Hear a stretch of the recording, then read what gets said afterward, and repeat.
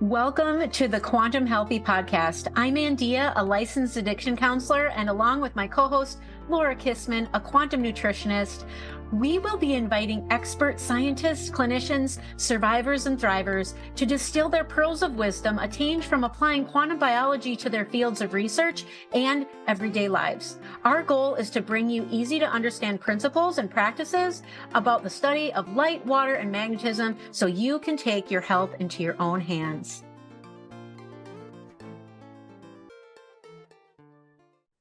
This episode is sponsored by Viva Rays, the only eyewear company that truly understands your biology.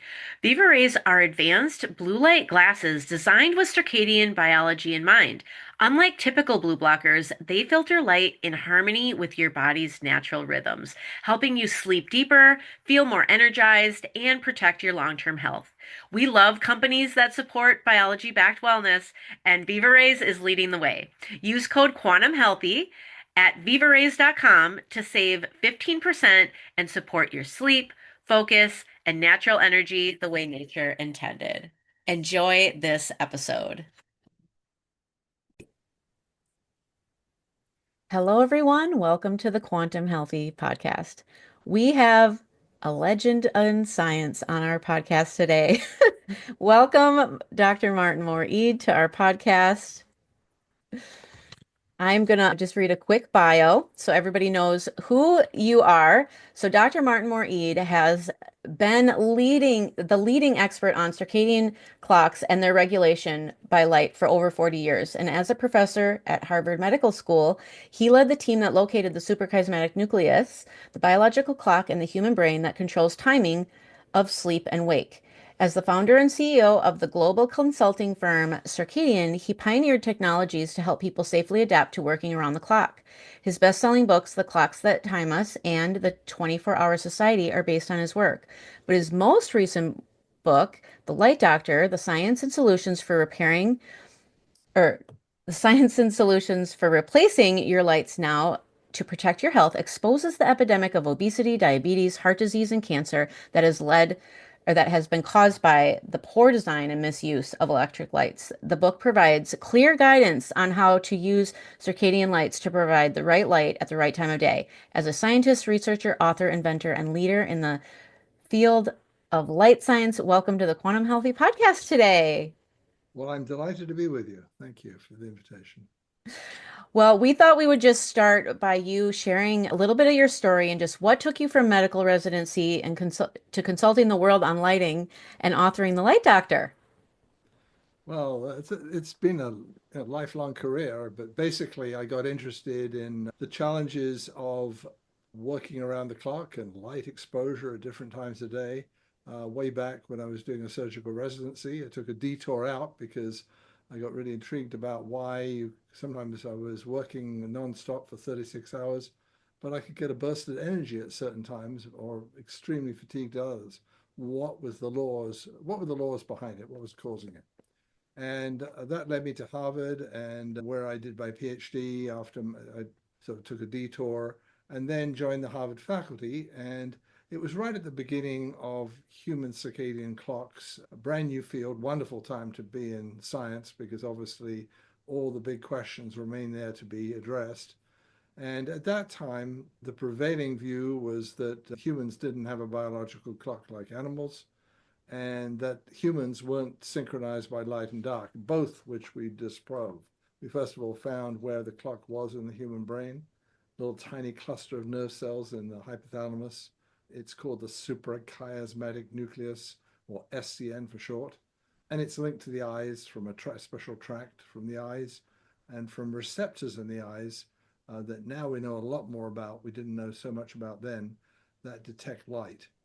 We then showed that light was in fact synchronizing the human clock. It wasn't just social cues as was previously believed. And from then on, we went in and looked at the consequences of disrupting the circadian clocks and all the health issues and safety and fatigue and errors and accidents that occur because of all that. I took a detour out of academia. I was a professor at Harvard Medical School for 23 years, took a detour into consulting in the applications into industry. And one of the things that around the early 2000s, the data started coming out that breast cancer rates were linked to people working the night shift. In other words, nurses working the night shift got twice as much breast cancer, 50% to 100% more breast cancer than those who worked during the days. And a whole lot of research came out in animals showing, in fact, there was a link that light at night was suppressing melatonin, a hormone in the coming out of the pineal gland in the brain, and that melatonin was one of the key things that keeps cancer cells suppressed.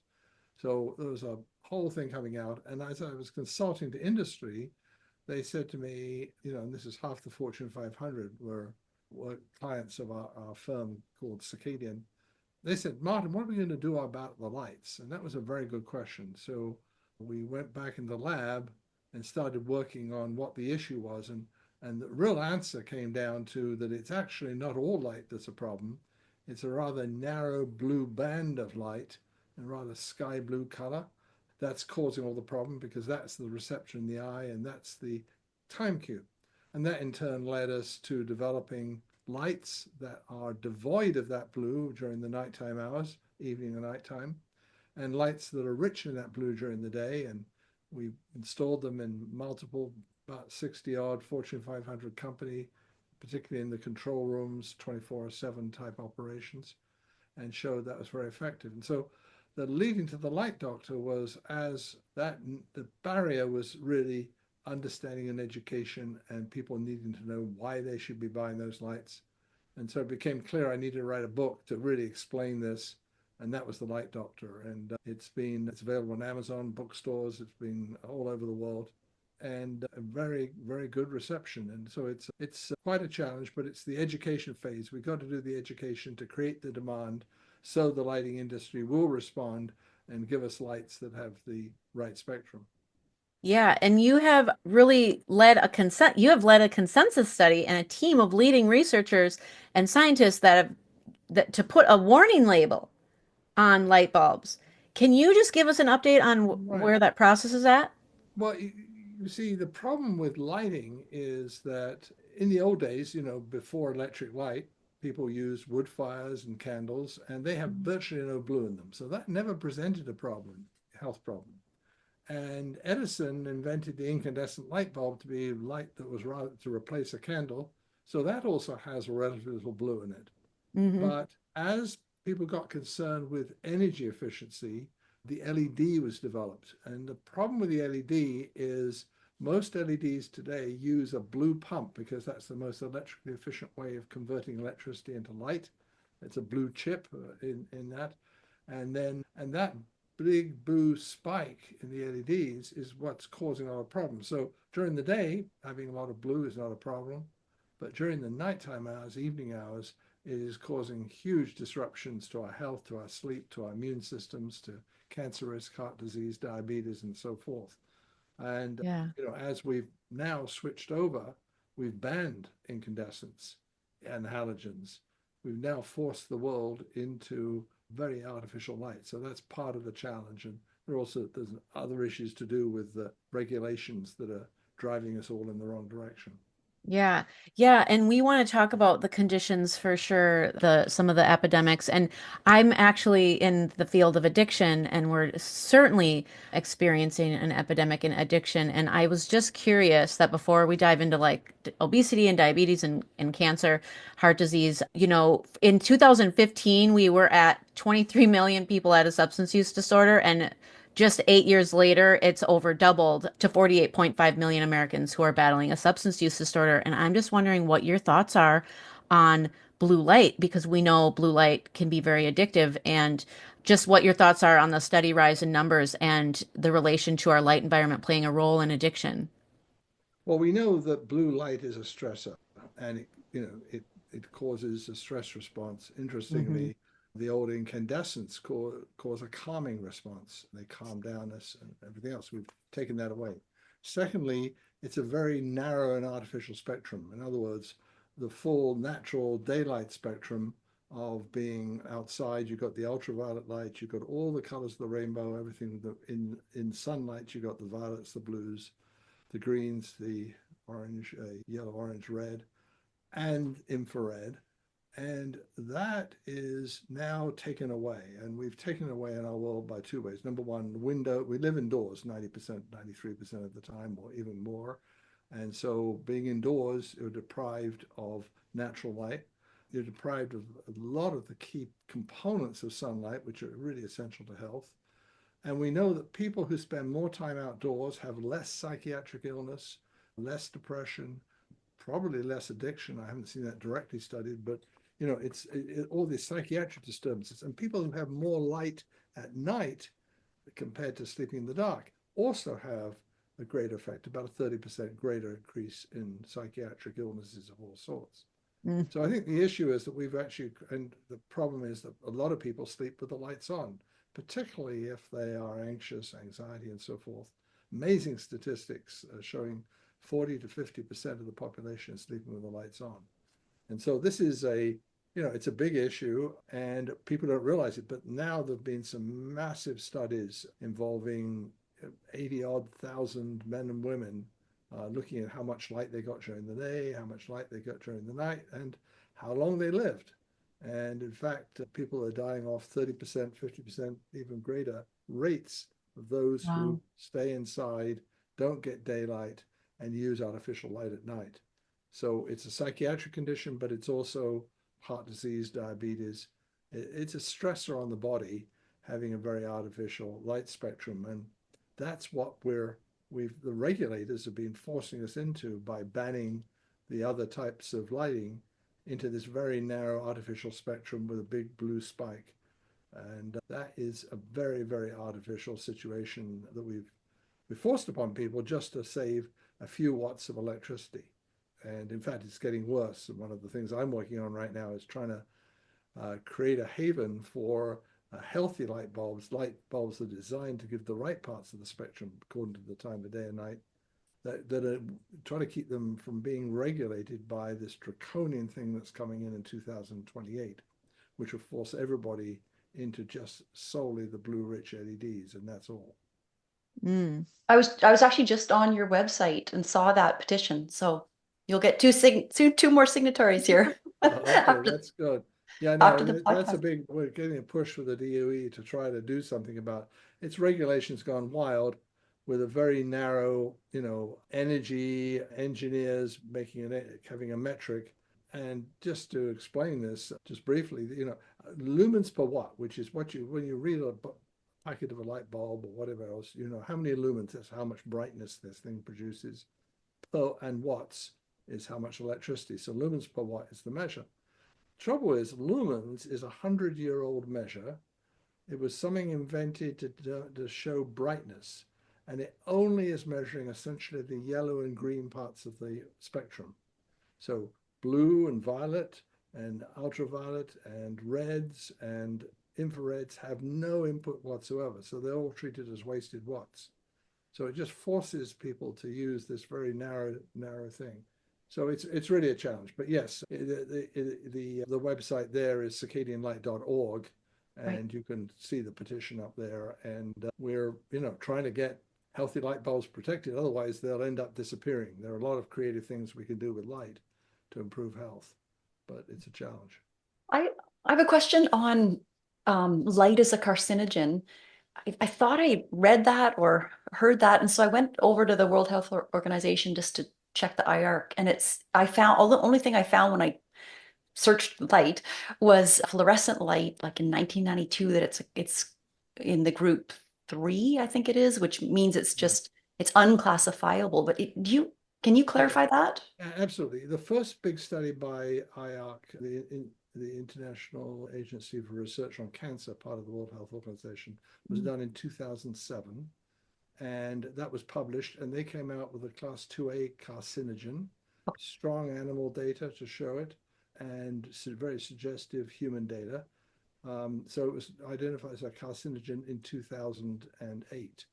And so They've repeated that's not it. probable. That's No, yeah, carcinogenic. that is Right. carcinogenic. Yeah, Right. it's Okay. a class 2A carcinogen. They then repeated this again, another study, I think in 2020 or so, came out with a similar thing. But essentially, it's light at night is the question. Okay. Um, Yes. And that is referenced in my book.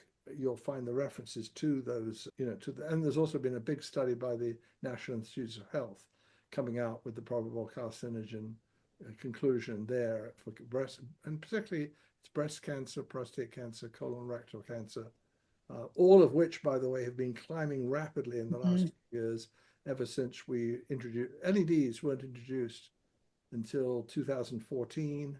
So we only had 10 years with the LEDs, but they've climbed from 1% of the total amount of the light bulb or light fixtures to now 80% or more are LEDs. So that's the big thing that we've been going through. There's been a lot of toxins, in the last few years, right? Rising, like Yes. the pesticides, glyphosate, the forever chemicals, the microplastics, and a big one that we look at in our quantum biology space is non-native electromagnetic frequencies. How are you so sure that electric light might be, and I'm getting this idea of the question from your book. So, why are you so sure that electric light is a big factor?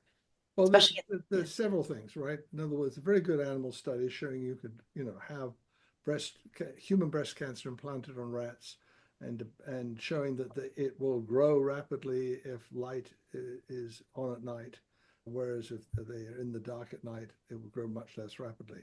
You can show that if you infuse melatonin from humans, that you can shut down that breast cancer in the animal studies, suppress it. You've shown that if you look at, first of all, breast cancer used to be a very rare disease. It's now obviously the largest killer of women, but it is still only really prevalent in places where the incident rates are highest, in places with the highest and brightest environmental lighting. Places in Africa that have limited or no electrification still have very low rates of breast cancer. And one interesting thing is blind women don't tend to get breast cancer, even though they're exposed to all the other toxins that sighted women are. that's a part I don't quite understand. Blind women, they still have the non-visual pathway, Not right? necessarily. That's why it's a little confusing, because you can have Right. blind women with a visual pathway, or depends what level of blindness you have. Ah, So in other words, yes, there are people who are visually blind but are still synchronized by light. There are people who are, there are two separate pathways, the visual pathway and the non-visual pathways. But the fact that blind women would have at least half the rate of breast cancer, even though some of them are still going to get that same stimulus, I think is it's one more part of the whole thing. And also nurses people working night shifts, or people not working but sleeping with the lights on, have significantly higher breast cancer rates. So I think the story pulls together. I think it's a stronger argument as smoking causing cancer, for example. yeah, and I didn't even mention smoking for sure. Obesity and diabetes, again, there's like an epidemic of people using Ozempic right now to help their weight loss or whatever, and Right. diabetes, even cardiovascular health, I think. Can That's right. you tell us the cheaper alternative to Ozempic?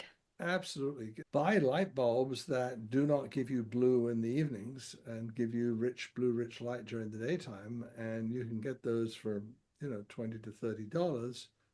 And a light bulb, by the way, LED light bulb like that lasts for years, as opposed to spending 800 or whatever the dollars a month for Ozempic. What's going on, by the way, is you take a group of perfectly healthy people and put them in a room with these standard blue rich LED lights in the evening, they will start getting into a diabetic state. Their glucose tolerance tests will become impaired. They develop insulin resistance. The blood glucose goes higher, the insulin levels go higher, just for the mere act of sitting in the room. Whereas if you put them in the same room, same people, with light that's got no blue in it, that's zero blue light, it looks much the same. It's just designed to have none of that key sky blue light in it. Then that effect doesn't occur. Another side of it is that people in blue rich light get hungry. Interestingly, increased appetite. They get hungrier, and if we study people who are working night shifts, we find they're under the blue rich light. They're eating twice as many snacks on the night shift.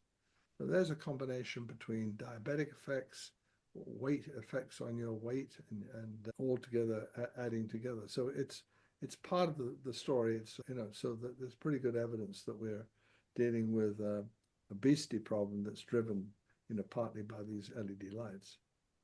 I'm really glad too that you mentioned earlier colorectal cancer, because that's a cancer that's rising in our youth. It's Yeah. scaring us, right? How, Yeah, all we those expect that cancers, in the cancer I 80-year-olds. mentioned, particularly the breast cancer and colorectal cancer, are particularly in young people, young being under the age of 50 in this case. The rates are really climbing 4% a year, which is a staggering rate of increase. So those are,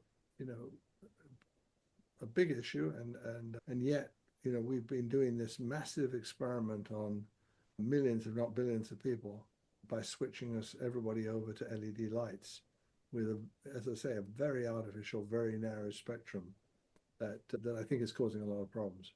Yeah. I recently there was a textbook called Neuromechanisms of Addiction, and there's a chapter in that book around circadian rhythm and addiction. And it seems that the inputs and outputs for the suprachiasmatic nucleus are laid very closely and right on top of like the same mechanisms that go awry with addiction. And I find that very alarming and interesting all at the same Yeah. time. Yeah, that's interesting. I'm not an addiction specialist, but yeah, no, it is broad ranging, the effect, as I say, this circadian disruption caused Yeah. by the wrong light at the wrong time. It made me think of it when you said that, the healthy people in the room just being under the blue light, like they don't even need a cookie and their their blood sugar's gonna go up and all these problems are gonna come. Yeah.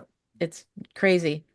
Speaking of addiction, that makes me think of, you know, mental health. And then you have mentioned I think it's some Scandinavian studies with hospitals and psychiatric disorders. Could you tell us a Right. little bit about that? Absolutely. Now, one of the key parts of the solution, so we've talked a little bit about, we talked about the problems with artificial light, the people spending time indoors and so forth. One of the key solutions is not only to sleep in the dark at night, that's pretty key, but also to get out in morning sunlight or morning daylight.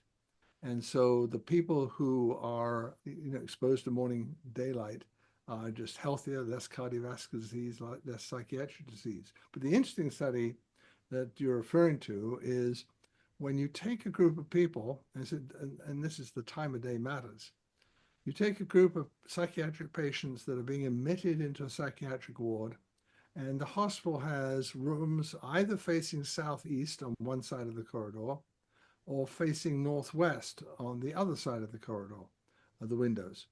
And the amazing thing is, it's been done more than once, 2 or 3 times, that by different people, that when the patients are admitted to the rooms that are going to get the morning sunlight, they are discharged in half the time than the people who who are in the rooms with northwest facing windows, who don't get any morning sunlight.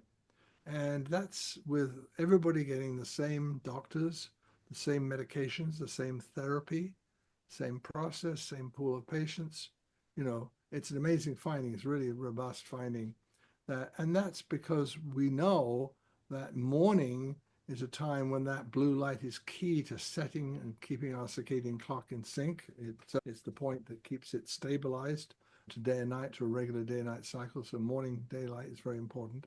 There are also a number of very other interesting things that happen in the morning. The red component and infrared components of sunlight have beneficial effects on mitochondrial health. Those are the organelles in every cell that produce the ATP for energy, and they're activated in the mornings by light, and particularly red and infrared light, but not in the afternoon and evening. So again, it's one of the key lessons, I say, is go out for a walk in the morning. You can jog, walk, take the dog, whatever, even sit on the garden bench. But whatever you do, get out in the morning every morning. Oh, I love that you have that message, because, so many of us are focused on, okay, we got to work on the light at night, and that's just half the piece. You Yeah. have Oh, to, yeah. and You got to do both. You got to do you both. have to do both. Yeah. So going back to that study, those studies, do you know if they controlled for the window being open? I'm asking this because my mom was in a nursing home for 14 years, And I think her window might have been southeast, but she couldn't even open it. Yeah. Yeah, it was Well, really I think sad. there are two things actually to think about windows. Number one, whether they're open or not is one issue, but another is, do they have this energy efficient glass, e-glass, in them? Right, right. Because the e-glass actually takes out a lot of essential ingredients. It takes out the violet and ultraviolet. It takes out red and infrared. And as a result, you're really depriving yourself of key parts of the spectrum. I mean, one very interesting part of the spectrum that's really been recently identified is a deep violet color. It's around 380, which is on the borderline between invisible infrared, ultraviolet and violet. It's a deep violet color. And light at that part of the spectrum actually stimulates the eyes and the growth of blood vessels in the eyes and prevents short-sightedness, myopia developing, the distortion of the eyeball that occurs when people are indoors all the time. So kids, in my day, used to we spend all our time outside, lots of exposure to natural light. But kids today, with their devices and their gadgets and their computers and everything else, are spending far more time indoors, and it's become an epidemic. So it used to be maybe 10% had myopia. Now it's climbing towards 50% of kids having myopia in certainly some Asian countries. So again, the solution there is to get the kids exposed to outdoors and also make sure that the eyewear, when you do get myopia, so they get glasses, that those eyewear is not blocking, because again, our glasses, our spectacles tend to be put these filters on to take out ultraviolet.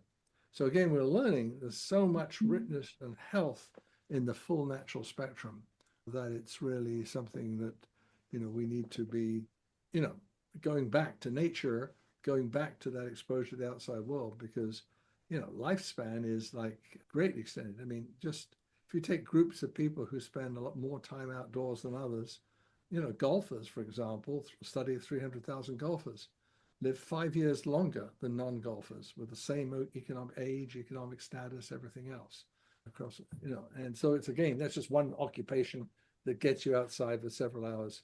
And the lower you're handicapped, the bigger the effect on extension. That presumably means you play more golf. The larger the effect on your longevity of your lifespan. All my friends and my husband are trying to convince me to play golf. I'm gonna have to take them seriously now. I was Or thinking that, at least go out with them. Yes, yeah, I exactly. think you actually have to swing a club to get the benefit. Yeah. I know. Okay, so on the subject of just you touched on the blue blockers, like the clear blue Yeah. blockers. Yeah. So I think you clarified because you've come out and said like people they're useless, right? Not these ones have a little bit of yellow. We've got some questions on that. So if I understand that they're blocking some of that some of that violet, right? That deep violet, Well, the clear ones. here's the problem. Blue blockers are a really mixed bag because Okay. many of them are blocking entirely the wrong blue. All right. Okay. So Right. the blue that you really want to block is the blue that's up in the sky blue range. 480. 480 is the center, but you want to be blocking certainly 450 to 500 range, that type of light. In that, when you block that, then you are having a beneficial effect in the evening. You can compensate for the fact that your computer is producing this blue light, or your light bulbs or light fixtures are producing the light. So those blue blocking glasses are very effective. But equally, you should not be wearing them during the day, because actually that's when you want to see blue. So it's a question of when do you use them, and is it the right one? Unfortunately, some of the so-called blue blocking that is put on your prescription eyewear, you pay another extra $100 and have this nice little blue tint. It does absolutely nothing, because they're blocking really down in the violet range, which has no beneficial effect in terms of your circadian clock, and certainly gives you no protection in the evenings. So it's you have to make sure and the ones that work tend to be yellow orangish in color, for example.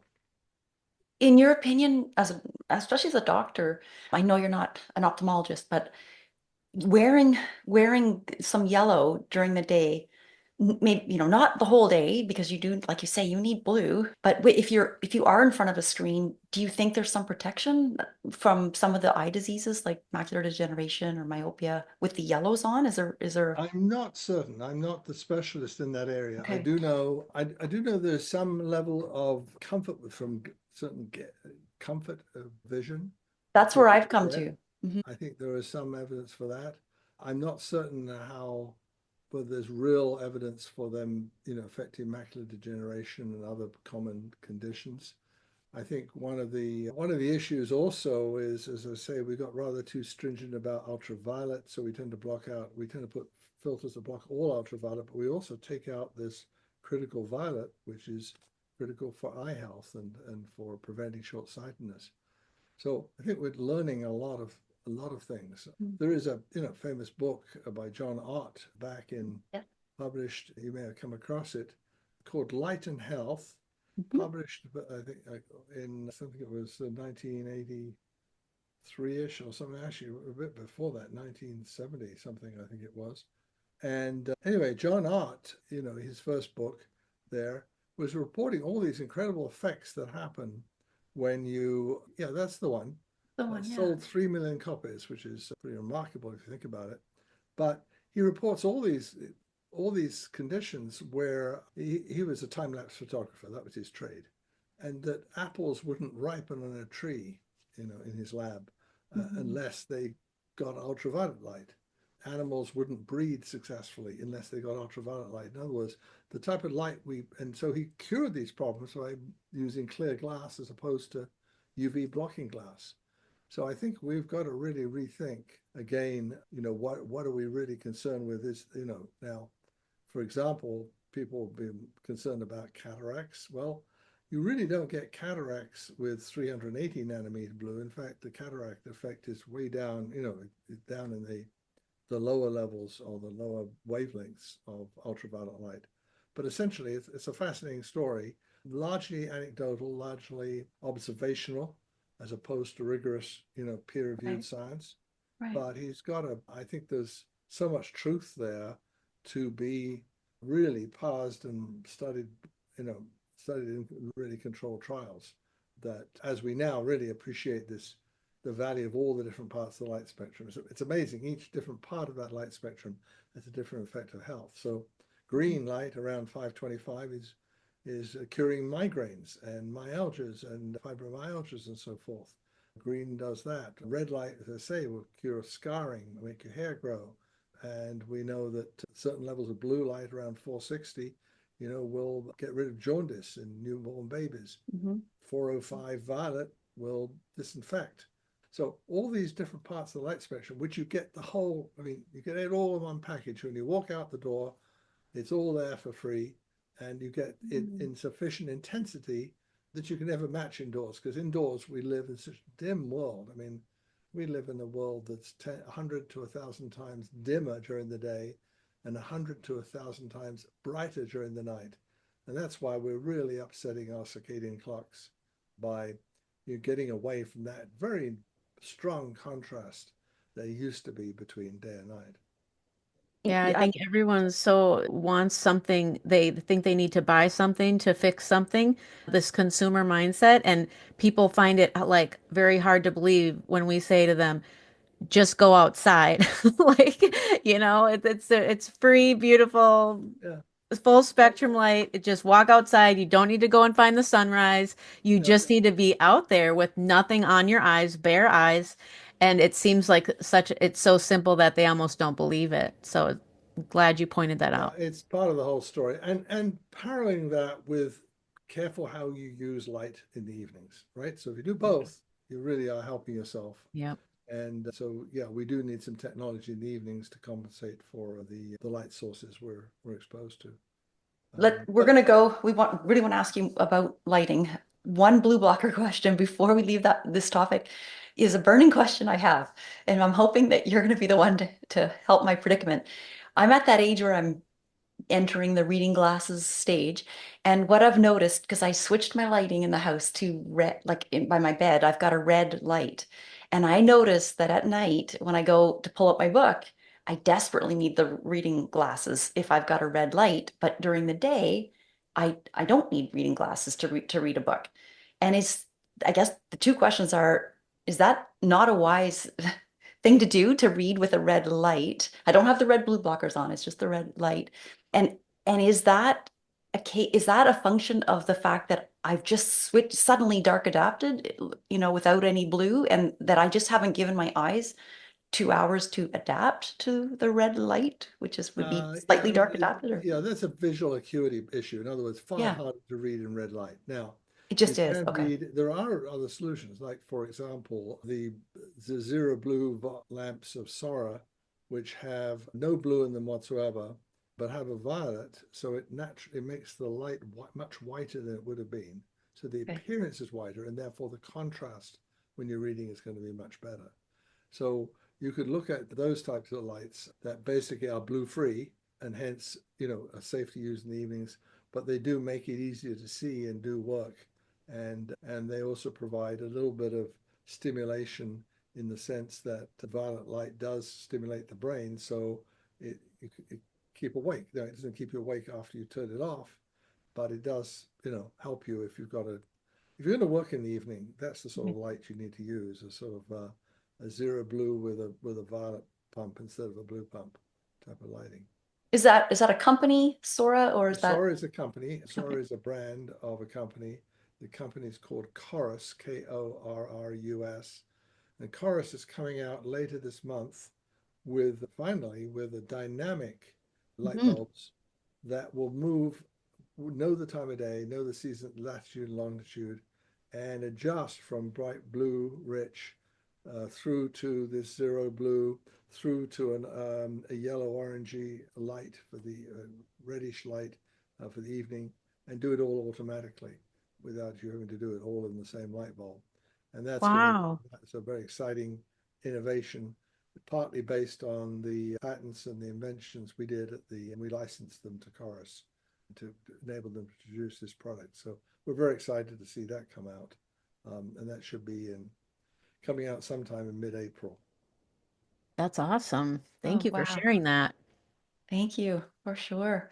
Oh, yeah, we had so much. I was going to ask you about that U of T Professor Casper you talk about in the book, and how that was so pivotal into you seeing evening light Yes, with circadian rhythm with the violet. right. Is Well, it the violet? Robert Casper and his team did something which really was a breakthrough for us to understand what the problem was, because all the studies that try to identify which color it was that was Mm. causing the problem, what part of the spectrum was causing the problem with light at night, had all been done previously in people in the pitch darkness. In other words, fully dark adapted. When you're dark adapted, the eye is in a very different state than when you've got adjusted to light. And it turns out that when you're dark adapted, and which is the classic way that visual biologists work, is they start with this very controlled, steady state, and then you shine lights in people's eyes. People are sensitive to a wide range of violets and blues and greens. So it's actually quite a broad spectrum that you would have to worry about for the circadian effect. What Casper did is he used blue blocking glasses, but he systematically took out different parts of the spectrum and showed that actually it was a part of the blue. There was no effect from the green. If people had already fully light adapted, they're already in the light. They've been in the light all day, and now in the evening you gave them these glasses, and that enabled melatonin to totally rise to normal levels and normal function to occur. And we took that then further to show that actually there was a narrow part of the spectrum which was effective. And we did it so the light adapted eye is the normal state. Most of the day we're fully light adapted, and that's the state that we need to be designing lights for. Now, first thing in the morning, you're sensitive to a broad, when you wake up and it's sort of the first glare of sunlight or daylight, yes, the eye is sensitive to a broader range of colors, but it turns out to be quite a narrow blue color. And interestingly, since you've got an oceanographic background, Mhm. that blue around 475, 480 nanometers blue, sky blue color, is the only color that penetrates into the ocean depths. So when life began, The only color that was, that in deep in the oceans, day was blue. It was the only color. The reds and the oranges and the greens and the yellows and the violets all were absorbed by seawater. But that blue Mm. penetrates the deep. So animals are in the daytime are actually just in pure blue light in this sky blue color. So it turns out the physics of the ocean and absorption of seawater means that that was what the signal was. And we've preserved that signal. In fact, we can find organisms, little single cell organisms in the oceans today that have blue light detectors, circadian clocks, and also produce melatonin. So the whole apparatus was already there way back in single cells deep in the ocean. And so Wow. it's a very fundamental part of biology Fundamental. all the way through the animal kingdom up to humans. While we're on the oceanographic topic, light pollution and biodiversity, you have a chapter or two, I think, in the book. Can you just quickly, I know you don't have time to do the whole thing as beautifully as you did in the book, but can you explain through the food web with a little bit of touch on songbirds and plankton, how our unrestrained use of electric light can affect so many more species than we even can imagine? Yes, well, light, the whole of our biouniverse, evolved under pitch black or very, very low levels of light at night. Moonlight is not very bright, even, and starlight less bright. Cloudy day even darker. The darkness at night, and of course sunlight during the day and daylight. So that's how the world evolved. And when we start to electrify our outside world and put in street lights and put in lights outside buildings, and we make it, we tend to use a ton of light outside now. That is causing a huge pollution effect. In fact, the glow of a city can be seen from over 50 miles away, and it's polluting. And what it does is it impacts how plants grow, how foodstuffs are available, how insects, the whole food chain, whether they flourish, whether they hatch properly or not, whether the birds have enough food, whether they're hatching of eggs, and then all the way up the food chain. So we've created a huge problem. So we've cut the number of birds in the natural world by 90% or more related to light pollution. We've had huge effects on how crops grow and the whole food chain. So it's a big, big problem. And that's why now people are starting to look at lights that are totally free of the blue part of the spectrum. And some places like Maui have put rules or laws into effect that, but it's a long time coming. But the tendency now to put a lot of bright, blue rich, white, harsh white electric lights, and headlights are some of the worst, of course, Oh, out there. That's something that is really damaging nature and whole food chains, food supplies, and everything else, as well as all the elements of the natural world. yeah. Wow. Yeah, you're quite a voice for this. Maybe you don't even realize how much, but I think, the more people could just turn their lights off, in Yep. their homes at night. We're all worried about security or the aesthetics, but I think a simple message is you think about the insects that feed the birds or the zooplankton that feed the fish. And if they have to dive deeper in the oceans, Yeah. then the fish can't find them, I guess is one of the messages, right? And it also makes you wonder how much extinction's already happened Yeah. that we've already done. Yeah. Yeah, well, as I say, indoors, you need to design lights for humans because we don't worry too much about the other critters in our world, other than our pets, of course. But outdoors, you've got, Mhm. millions and millions more species that have quite diverse needs of light. And so, everything from sea turtles heading in the wrong direction and not towards the ocean and all the rest of it, it just huge effects are having of light pollution, which and birds flying into buildings and all the rest of it. It's devastating what we're doing to the natural world. Yeah, it Mhm. really, really is. Well, we thank you so much for your time today. We always end with our signature question, and which is, what does quantum healthy mean to you? But we want to ask you, what does quantum light mean to you? What would a quantum healthy light mean to you? Well, I think quantum, it's dealing with this is numerical, this is dosage, this is all about exact. We need to think about light as something that is like a medical treatment. It's a dose is critical, and it's the dose and the composition of light is critical. So when you're thinking about light, you're thinking about spectral engineering light. You're looking at to deliver the right dose to have a specific effect in terms of health. And we have to compromise because indoors we can't provide the brightness of sunlight indoors. It's way too glary. So you have to choose which part of the spectrum are you trying to is most important to you to include in your spectral composition to get the dosages that matter. But we're learning what the numbers are and actually being able to find quite precise dosages that are necessary to get the beneficial effects and avoid the unhealthy effects of light. Well, you And, laid out so much of that beautifully today, so thank you. and also in your book, Yeah. yeah, you really clarify that. Dr. Moore-Ede, we want to ask, just want to help you help other people find you. Do you have any social media and a website? Anything Absolutely. specific? So in terms of my book, The Light Doctor is available on Amazon, Amazon bestseller, and it's also available through bookstores. The book website is thelightdoctor.com. But Okay. in addition, I have a website called circadianlight.org, and that's where you can find that's for information where to find healthy light, to find blue blocking glasses, and all the rest of it, and also to do with the petitions we're doing to the government to try to get the regulations better attuned to healthy lighting. In addition, because this is a very fast moving topic, there's a lot of information. Every couple of weeks or so, I bring out a Substack article. Okay. So I have Great. Martin Moore-Ede, Light Doctor at Substack. You can find that on Substack, and that's a bi-weekly newsletter addressing different topics in this space. I also do LinkedIn and I have an Instagram and so forth.